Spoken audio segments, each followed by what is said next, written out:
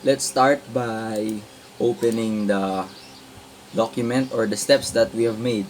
Ito yung problem niya. The problem is to build a VI that has two inputs, threshold and input array, and one output, the output array. The output array contains the values from the input array that are greater than the threshold. So, basically, ang i-output lang sa output array ay yung values ng input array na mas malaki dun sa threshold. So, tapos, save natin yung VI, okay. Papangalanan siyang array over threshold. Then, create tayo ng new VI, tapos gagamitin natin yung unang VI na ginawa natin as a sub-VI. Pero dito sa new VI natin, ang i-output lang nun ay yung values greater than 0.5. So, bale yung output nung array over threshold natin kanina, i-add natin siya sa random number generator and yung values greater than 0.5 yung kukunin. So, let's start. Ito yung sa two parts yung ginawa ko sa steps. Yung first part ay creating the array over threshold. So, step 1, open the LabVIEW software, create project, right click on my computer. So, basically, ito, inopen ko na yung LabVIEW project. Create project. Ayan. Medyo naglalag yung LabVIEW. Okay, and then blank project kasi gagawa tayo ng dalawang VI. Click finish.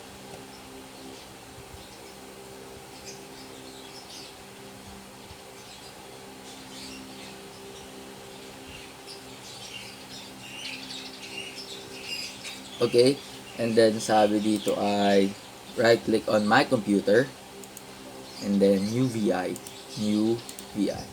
Okay, so mag-a-appear dito yung block diagram and front panel. Yan, full screen natin. Tapos, ang sabi ay go to the front panel, use natin yung control spacebar or yun yung yung quick drop para mag-search. So, first is punta tayo sa front panel, control spacebar. Ayan, yung quick drop. Search for array. Double click lang natin yan. Ayan, meron na tayong array. And then, anong sunod na sabi sa steps? Double click on array. Okay, step 3, use the quick drop again, control spacebar, numeric indicator naman. Tapos sa step 4, ulitin lang natin yun.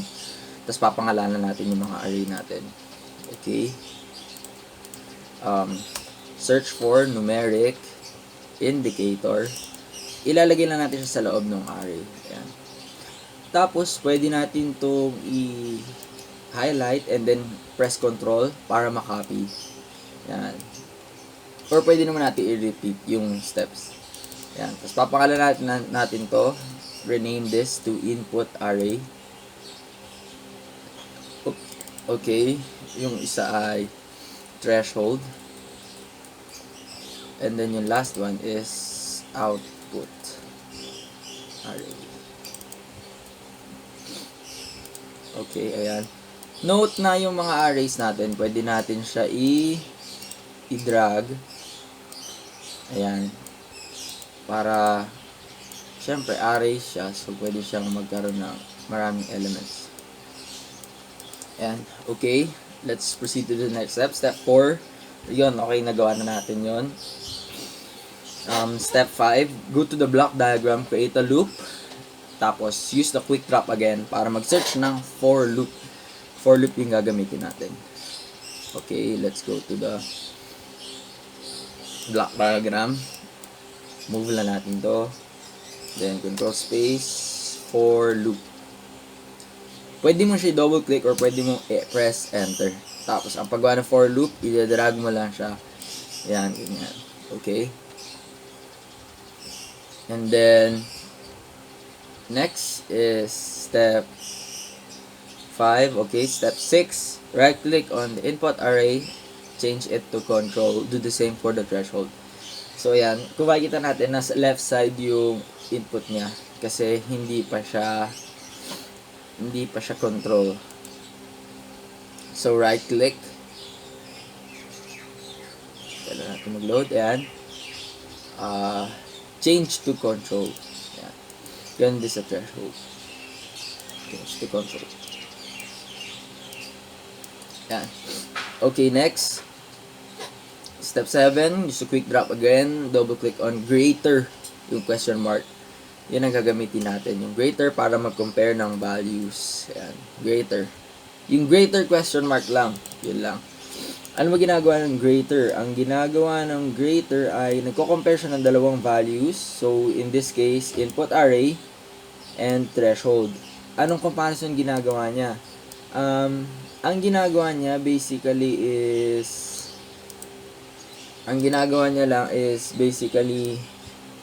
nagche-check lang siya kung yung hinahanap niya yung mga values ng input array nung first.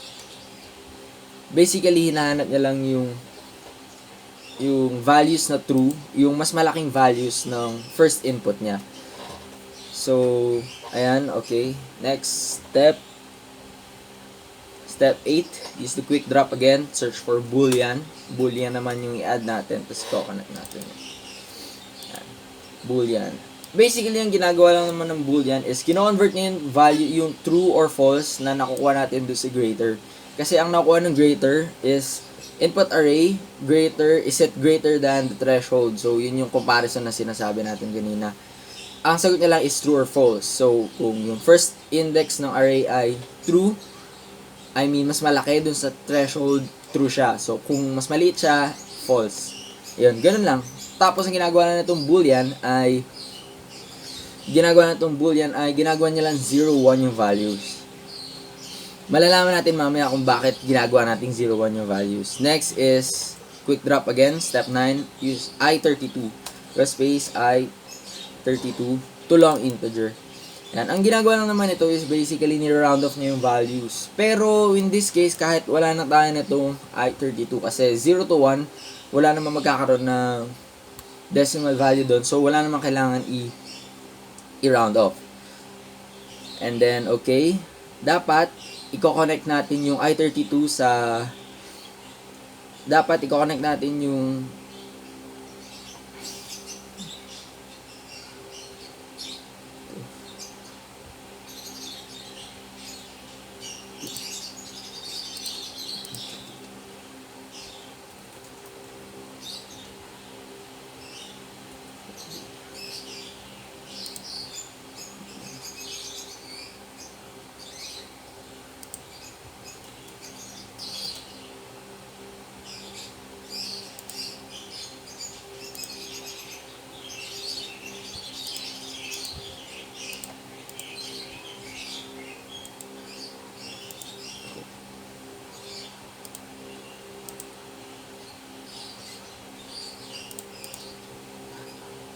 So, basically, hindi na natin kailangan yung I32. So, kasi wala naman nga kailangan.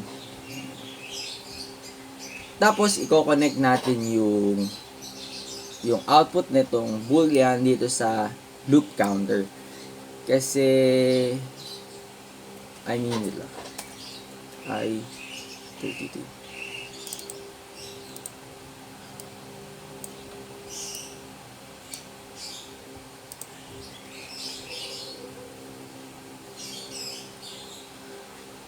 Tapos, i-connect lang natin tong output ng boolean dito sa loop counter. Okay. Next step.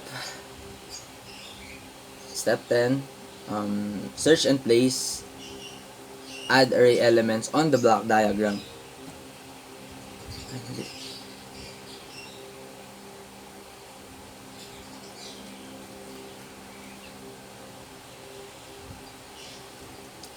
Tapos, move tayo sa step 10. Sabi sa step 10, search and place add array elements on the block diagram. Okay? Add array elements. So, basically, na-add lang nito yung elements ng array as is.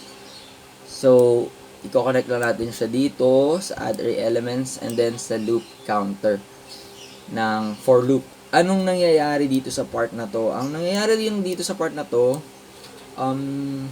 yung greater, inahanap niya lahat ng true values. Tapos itong boolean naman, kino-convert niya into 0, 1s. Tapos kung ilan yung makukuha na 0, 1s or zeros, kung ilan lang yung 1s doon, yun lang yung i-add ng add array elements. So, pag na-add niya yun, malalaman niya kung ilang beses natin ilulup. So, para hindi na natin kailangan ilulup yung program kasama yung mga false values. So, mga true values lang yung kukunin natin. True values or 1 values na makukuha ng boolean 201 natin na ginawa. So, okay. Tapos na tayo dun sa kung ilang beses magra-run yung for loop natin. And then, step 11, add search 1 the array inside the loop using quick drop again. Favorite quick drop. Search 1D array. Lagay lang natin siya dito sa loob. Okay? Anong sabi? Connect its top input to the greater. Ayan. Connect natin yan to top input to the greater. And then, ano pa sabi? To the greater. Then, disable indexing node. Ayan. Disable natin yung indexing. Okay? And then, next. Paano natin disable yung indexing? Right click on the node. Tapos disable yung indexing. Then create constant t on the second input. Create constant. Ayan. Tapos gawin natin siyang t. So bakit nga ba natin ginagawa to? Ang ginagawa kasi ng search 1D array is hinahanap niya yung equal dito sa constant na sinet natin, which is true. So, sabi natin kanina, ang in-output ng greater is either true or false lang. So, kung true yon, hanapin dito ni search 1D array. Yan. Search 1D array. Kung true siya, kung equal siya dito sa constant natin. So, ano gagawin natin na sunod? Next is step 12, add an increment. Bakit natin kailangan ng increment na i-connect dito? Wait lang. Add increment. Sabi, on the loop, connect 1 the array to the increment, and then the loop. Okay, connect natin to dito ngayon sa loop. Tapos, add tayo na shift register. Wait lang. Connect the last input. Ayan. Okay.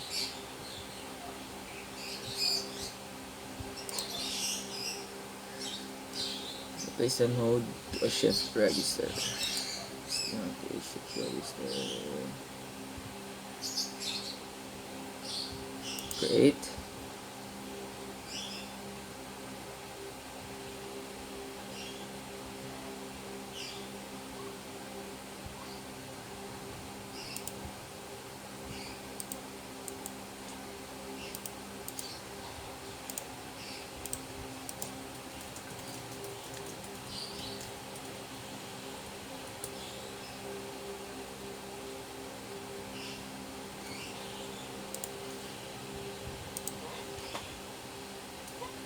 Ayan, tapos add tayo shift register.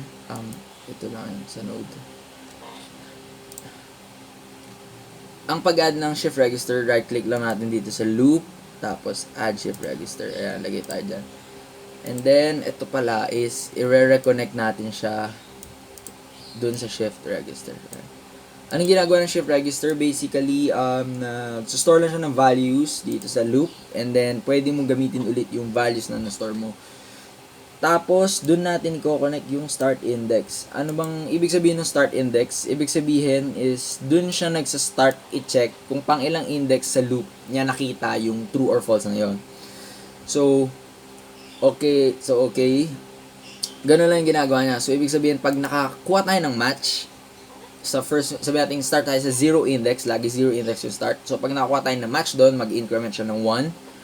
Okay, and then iikot siya dito sa loop, and then i-check niya dun, since nag-increment na siya, after ng 0 index, 1 index na sunod. Check niya ulit kung parehas ba sila na true, kung false, so hindi niya kukunin yon. Pero mag-move siya sa next index. Okay. Next.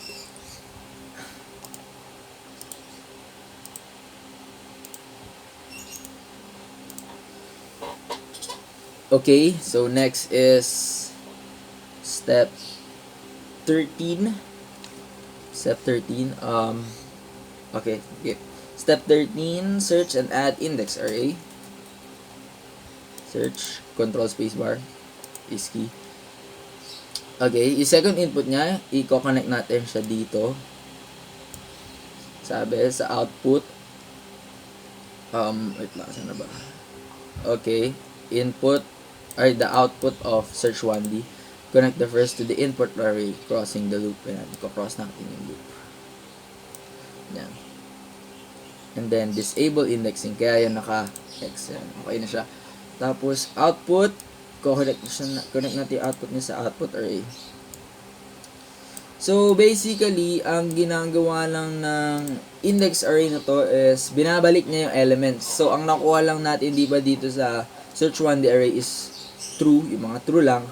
So, ang ginagawa nitong index array, hinahanap niya kung saang index yon nakita, and then ibabalik niya doon sa mismong original, or value na numbers. Tapos, yun yung i-output natin. Ito, auto-indexing yan. Yan. Okay, so basically that's it. Tapos na yung first sub BI natin. Test the program by trying run it in execution highlight mode. Pwede yan, or on natin yung execution highlight mode. Ayan. So basically ang nangyayari, ayan, wala akong in-input pala. Stop muna natin. Punta tayo muna dito. Input tayo. Try natin ang values to ay 4. And then 5. And then 6. And then ito ay 1. 2. And then this should be 7. So, bali, ang dapat makuha natin sa output array ay yung 4 at 5. Kasi yun lang yung values greater than sa threshold. Yung 7, hindi. So, dapat hindi. So, let's try running it. Off muna natin yung execution highlighting natin kung tama. Ayun, tama. Yun lang yung nag-output. Yung mas malaking values lang sa input. So, ngayon, try natin yung execution highlight mode para makita ko ano yung nangyayari. Ayan. So, pinapakita dito, meron tayong 3 index each. Tapos, titingnan mo doon kung ano yung mga greater than. Kung ilan yung true. And then, go natin. Ay, kung ilan sila.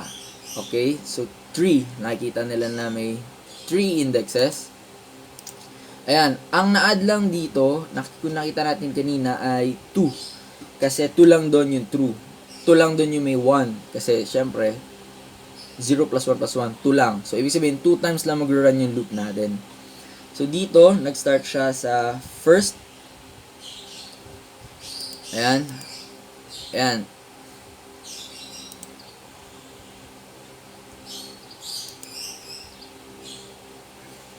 So, ayan ang nangyari.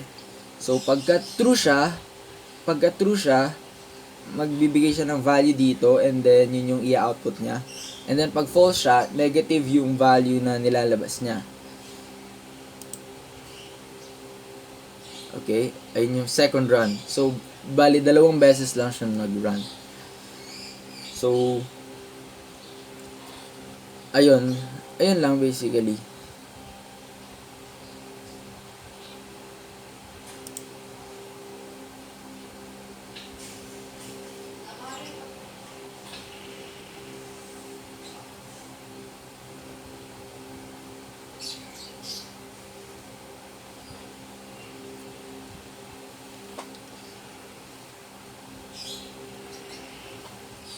So, try natin siya i-run ng execution highlight mode.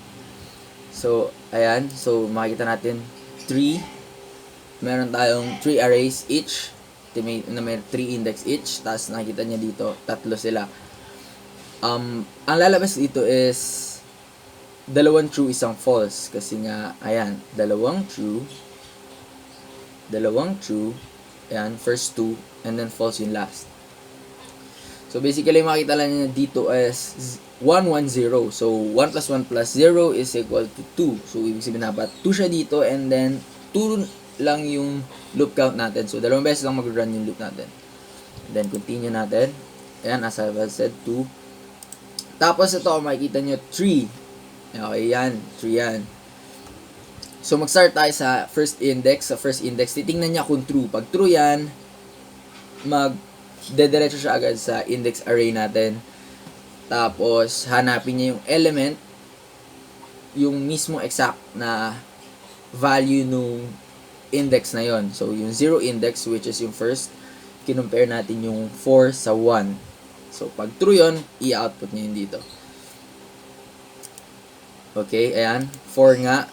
Since 4 siya, i-output niya yan dyan. Tapos, dagdag siya ng index count. So, sunod na index naman yung i-check natin. Ayan, sunod na index, true ulit yon. Ayan, true ulit yon. I-output niya, hanapin ulit ni index array dito. Tapos i-output niya. Tapos dagdag na naman tayo dito ng isa pang iteration. Isa pang increment para sa next iteration. Tingnan natin. Ayan. 2 na siya. Ayan. Last na nagtingin siya dun sa 2. Titingnan natin ulit. Last na tingin niya yung 2 index, which is yung last. Ito yon.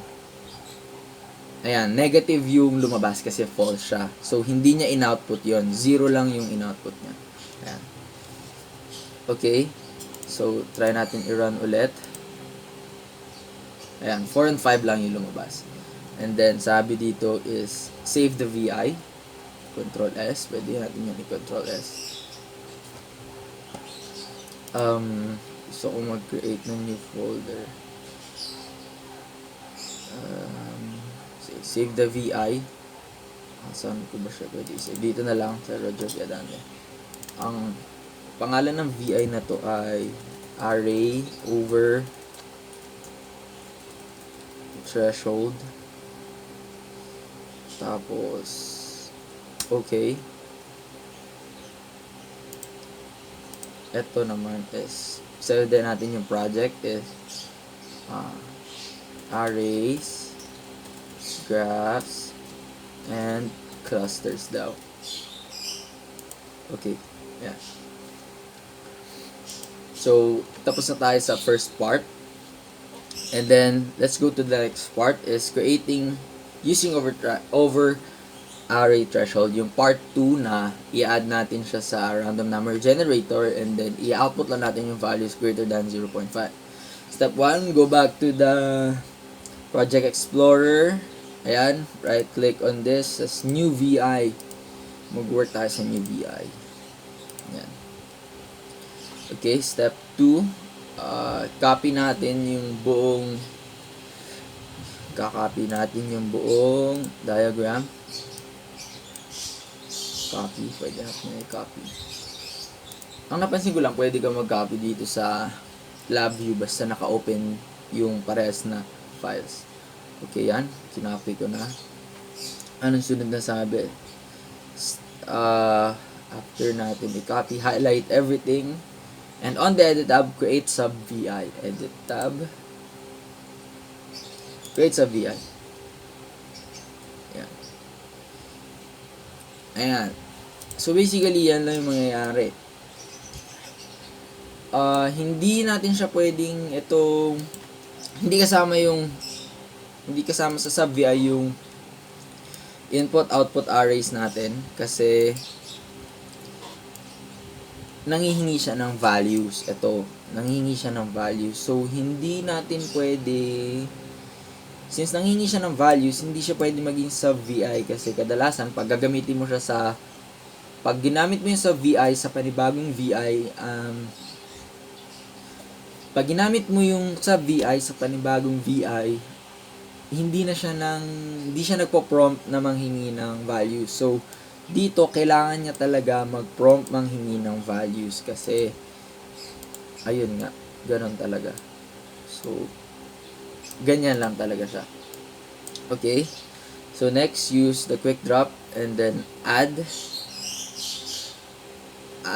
and random number. Search for add. Ilagay daw natin dito.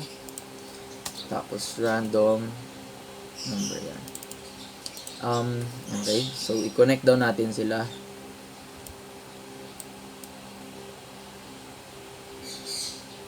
Yan. Connect lang natin sila.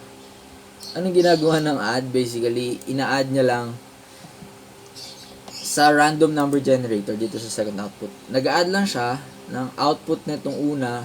Each array, i-add niya dun sa random number na yon. Kung ang random number natin ay 0.5, lahat yan dadagdagan niya ng 0.5 each array. Ayan. Pwede din, sabi dito sa steps, create an indicator. Create indicator, yan. Para lang ma-monitor natin kung ano yung mga ina-add niya. Yan. Kung gusto natin, pwede tayo pumunta sa block diagram niyan. Ito yon, drag lang din natin kasi tatlo yung arrays niya. Pwede natin siya i-play.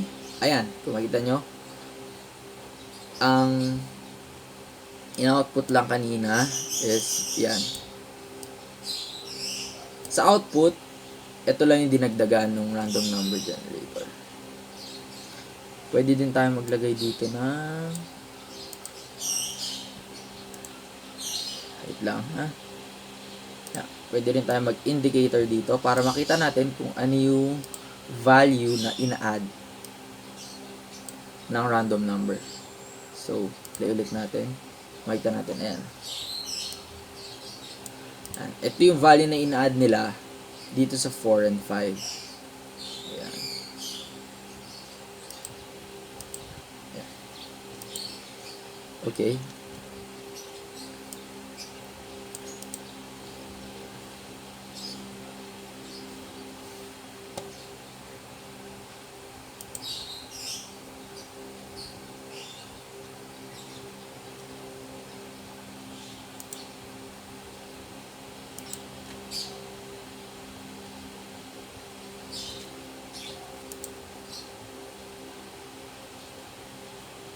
Okay, so i-reconnect lang natin to. Wait lang.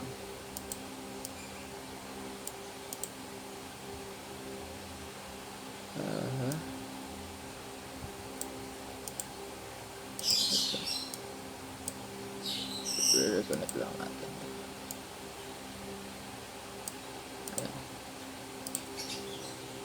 Ayan, 4 and 5, tapos pa-plus natin itong generate na random number. Okay, so let's proceed to the next step. Is again, go back to the array over threshold, copy the diagram, but this time do not copy the input array threshold. Yeah. So babalik tayo din sa array natin kanina. This time, hindi natin siya i-copy.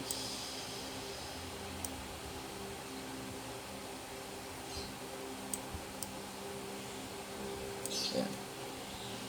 Ito lang i-copy natin. Ctrl C. Ctrl V. Pwede natin siya i-isig muna. Saglit lang. Ay, wait lang. Move natin siya. Saan natin siya pwede move? Ayan, dito. Okay. Let's move to the next step. Connect the output of the add to the input of creator and create a constant for the second input. Ayan. Yung output nitong pinag-add natin na output nung first sub-VI. So, output of sub-VI plus yung random number, yung output nun is, or output ng combined nun, is i-compare natin kung ano yung values which is greater than 0.5. So, paano natin gagawin yon? Simple lang, create constant. Ayan. Oops. Create constant. Ayan. Wait lang. Kailangan natin ma-move to. Oops. Ay! Saglit lang. Ayan. Create constant. Para ma-move natin yung saglit siya. Ayan, dito yung constant na. Yan, create constant. So, since 3 yung index ng, tatlo yung arrays natin, pwede natin i-drag to constant natin, ito na 3. Tapos, since sabi dun sa is 0.5 daw, so input natin values of 0.5 on each. So, bali, bawat contents ng array natin is i-compare natin sa 0.5. Ayan. Kita na natin. Okay. Then, ito, parang yung kanina lang. So, para ibalik natin yung values nung nahanap natin na true values. So, ganun lang ulit siya nag-work. So, parang titignan niya kung ilan yung true dito sa kung ilan yung true, and then gagawin yung 0, 1, ganun din karami mangyayari yung loop. Tapos, itong search 1 the array is hahanapin niya rin kung ano yung true values doon. Tapos, mag-output siya. Yung output niya, hahanapin naman ng index array kung ano yung exact values ng mga true na yon. Kung pang ilang index siya, tapos kung nalaman niya kung pang ilang index siya, kukunin niya yung number na value nun. And then, connect natin yung output. Oops. Yan. So, basically, parang ganun pa rin siya na mangyayari kanina. Yan, punta tayo dito. I-ayusin lang natin to. Ito yung number na i-add natin. Output array. Move natin to output array. Ayan.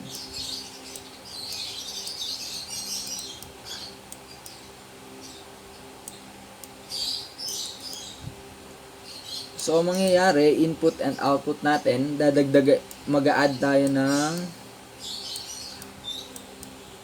ayan. Magdadagdag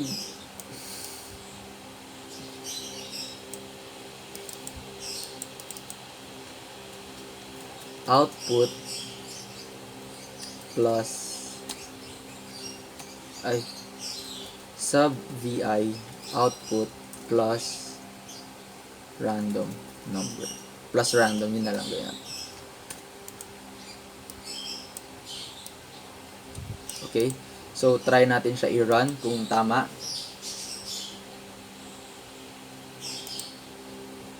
Wait lang.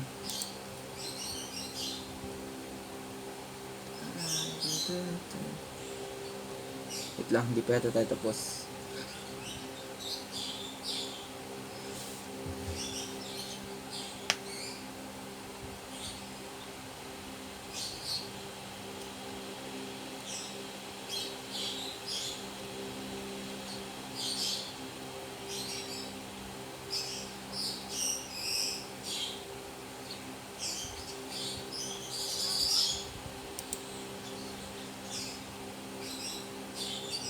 Ayan, so kung makikita natin 4, 5, 6, 1, 2, 3. So sa unang VI, sa sub VI natin dapat 4 and 5 lang yung magiging output niya. Tapos dito ngayon ang mangyayari isang random number. So ayan ang mangyayari. I-add natin siya dito sa random number na to, which is 4 pati 5, dadagdagan natin ng 0.265328. So, ito na yung nangyari. After nito, titingnan natin siya kung ano yung values na greater than 0.5. Kasi sabi dun, yung values na greater than 0.5 yung i-output ng final array natin. So, since parehas naman sila greater than 0.5, parehas silang in-output. Okay? So, try natin ibang values naman. Natin, ito naman yung 5, ito gawin natin 3, gawin natin 2, so ito gawin natin 6, gawin natin 2, ito gawin natin 1. So pag nirun natin ito yung magiging output.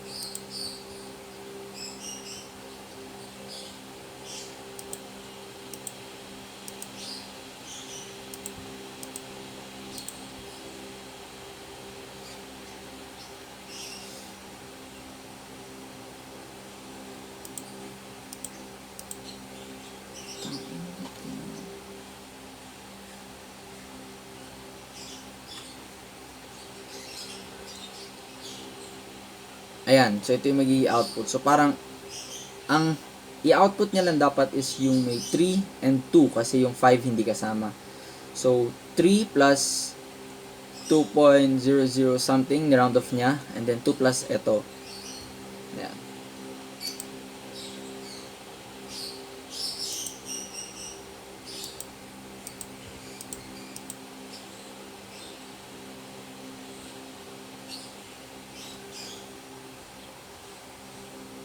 So, yung output niya is ito. So, ang mangyayari lang dapat is yung 3 pati yung 2 lang yung mag-output. So, 3 plus 0.3 something something, ito yung lumabas. And then 2, ito yun, 2 plus 0.307, ayan. Tapos since parehas naman sila greater than 0.5, ito yung lalabas. So, ayun lang po. Sabi pala dito sa steps. And test the VA by running it. Okay na, pwede natin gamitin yung execution highlight kung ano nangyayari. Quick run lang natin. Yan, compare nyo lang siya bawat dito. Ayan. So, yun lang yung nangyayari. Kanina, run natin ulit. So, 2 beses lang siya mangyayari. Check nyo yung first, negative siya. Yung second, 0, okay. I-output nyo yun. And then yung third, i-output nyo din.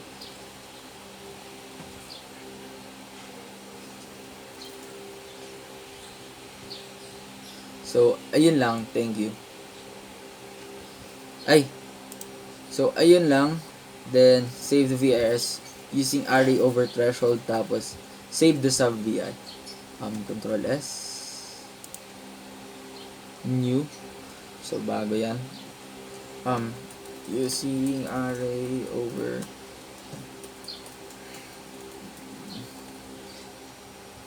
threshold. Okay.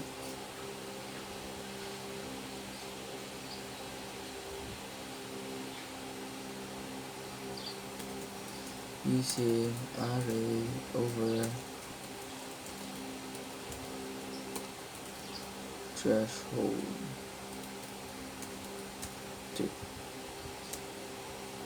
Okay.